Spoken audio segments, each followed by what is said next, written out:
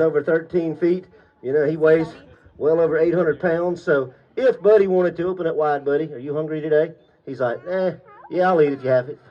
So an alligator Buddy's size could eat about a fifth of his body weight. So if Buddy wanted to, you know, Buddy could eat 160, 180 pounds at one sitting and then do nothing the rest of the year for a couple reasons. One, stay Bubbles. First of all, alligators don't waste energy in a useless fashion. So Buddy is going to do what you see him do right there all day, which is absolutely nothing. Secondly, that stomach capacity on Buddy is massive. Again, he can eat about a fifth of his body weight. So if he does want to eat an entire pig, you know, a whole deer, maybe like a fifth grader, something like that, he could do that and then the rest of the year do nothing, because alligators are far superior in how they can actually digest and metabolize protein. If I were to give you one of these juicy pork ribs, and if y'all are having a barbecue, Wes can hook you up, the human body can take this rack of ribs, we can digest it at 2%, 0.2. This alligator can take this same rack of ribs and actually digest this at over 70%. So they are highly efficient animals. So if an alligator wants to eat once a week, once a month, or once a year, they can do it. They have been documented going 18 months with no food whatsoever. Now, would Buddy be real happy if he had to go a year and a half with no food? I'll be the first to tell you, old Buddy likes to eat. But he could do it. Like I say, he would be a little crabby, but it would work. Now, fetch or not. Henrietta's like, oh yeah, I'm all about it. On land, are alligators fast? Sure. Can they outrun me? Hopefully not. But their land speed, it typically maxes at about 14, maybe 15 miles per hour. But their land speed has zero to do with catching anything. Their land speed is designed to retreat and get them back to the water, which is where they truly make a living. Where alligators make a living is right there at the water's edge. They are designed, that's an alligator I call Jumper, for what we call aquatic ambush. So what these animals do, they appear to be a log or some other inanimate object. They just sit around, they do nothing. Every animal on the planet needs one thing, and that one thing is water. Eventually, you're going to stick your head in. If that happens, that alligator can use his powerful tail. He can get about half his body length out. Those extremely powerful jaws engage said creature, and then they just use that tremendous frame to drag that animal back into the water. When we talk about bite force, that cute little fella right there, he's about 6.5 feet long. He weighs about 65 pounds. That alligator has a bite capacity of about 400 to 500 pounds. Now, what does that mean? Well, arms and legs on people break at about 450. Now, could that alligator break my arm or leg? I mean, not one of these guns, but if he were to bite me on the hand or the foot, I would have a technical difficulty. Now, when we talk big alligator status, which, you know, the only big fella I have, of course, Buddy's big, but old Bubbles on the end down there. Fetch, Bubbles. He's like, yeah. You know, Bubbles is right at 10 feet. At 10 feet, an average bite for an American alligator is about 1,800 to 2,000 pounds. Now, I'm not talking about pressure or PSI. We are talking about force. The main difference, if you take a pen, fetch, Pee-wee. If you sign your name to a piece of paper, the tip of your ballpoint pen creates about 2,000 PSI.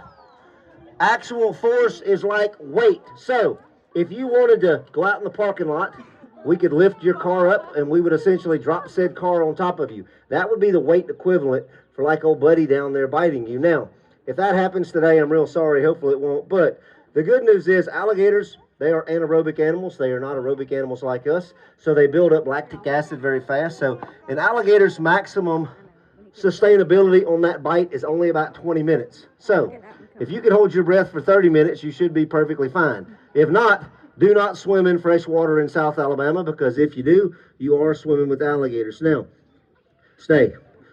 One question I get a lot is, you know, how do you tell the difference in the boys and the girls? Well, there's three main criteria. The first criteria, because alligators look exactly the same, is ask me. I'll be happy to point it out. So, the second criteria, we can base it off of size. Ladies, you would never in a million years get to be the size of old Buddy here. For a female alligator to reach 10 feet is pretty rare. Like I say, Buddy's in that upper 13 range. However, an 11-foot female, although rumors have abounded, no one has ever produced one. So if an alligator is 11 feet or above, I can almost guarantee it's going to be a male. And the third final foolproof way is we sort of catch the alligator. You reach in, check out the running gear, you find out real quick. The vast majority of alligators on the bank with me are females. I've got 1, 2, 3, 4, 5. Oh, my other one went up. Henrietta left, so she was my 6th female. Here in about another 4 to 6 weeks, females will completely disappear from the feeding area because she will then get ready to construct a nest. On average, hey, what's up, Miss Patty? Females will lay around 30 to 35 eggs. However, only about 80% of those hatch. Of those that hatch, if 10% survive the first year of their life, that is fantastic because everything on earth eats baby alligators. When they are born, they're actually quite small, not longer than the palm of my hand. So baby alligators get eaten by birds, turtles, fish, finally other alligators. Female alligators are like every female species on the planet. They are extremely protective of their nest and their young. Male alligators, they're kind of deadbeats in the parental department. Their job essentially is to eat as many baby alligators as they could encounter. Now, I know that sounds extremely cruel. Come on. But when you get into the tiny prehistoric brain of an alligator, and old buddy over there, his brain is only about the size of the tip of my thumb. To him, those baby alligators are nothing more than a meal resource. And finally, he is trying to maintain control over how many alligators that he will have to compete with in his environment. So all they are is 100% future resource competitors. Now, I've got a few more pieces and then we'll move on down a little bit. You know, having that tremendous bite force, you know, it does put a lot of stress and strain on an alligator's teeth.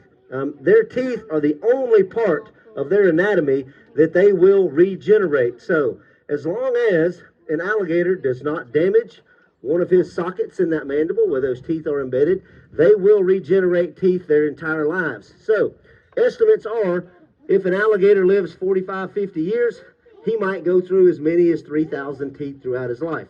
I've never counted, but that sounds absolutely plausible. Now, the final topic we're going to talk about is how alligators deal with certain injuries and various other things. Alligators, I'll say this, they are extremely violent animals. They settle things the old-fashioned way. Sometimes that can be pretty violent. So in a perfect world, if 2 alligators get in a fight, get out of my cooler, you can end said fight by borrowing something from the other alligator. Now that might be a foot, might be a leg, might be part of a tail, but losing an appendage to an alligator is what I will call a minor insignificance, because there's one of my 3-legged girls right there is Miss Cindy. Come on, Miss Cindy. I'm going to get her out of the bank. She's actually missing her back left leg. But first of all, these animals, their blood clots amazingly fast. An alligator will not bleed to death having an entire appendage removed.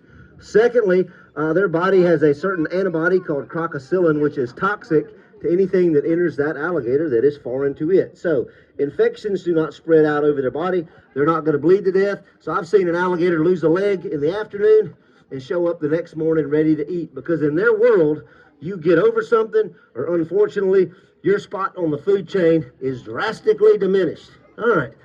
Boy, you are hungry today. Good. All right, let's see if we can get Miss Cindy to air it out. Like I say, she's missing her back left leg, but again, she still does quite well. Come on, sweetheart, you can do it. Good girl. She is a larger female. She's actually over 9 feet. Good girl. All right. Fetch. Or not. He's like, that's a long walk. I'm just I can barely make it. I think I can. Again, they are not land predators. They are strictly designed. Talk about being lazy. All right. Now, when I start to get low on food, folks, it will be a good idea for me to make a hasty exit here. That does not mean all the fun and games are over. Immediately past the bleachers, we've got one of my favorite people on the planet, Miss Sherry over there. She is in charge of doing alligator encounters, so she actually has one of our 2 or 3-year-old alligators out. So I highly recommend you hold that alligator. Alligators don't feel any different when they get 10, 12, or 13 feet. The only difference is that one you hold, these hold you. Off to the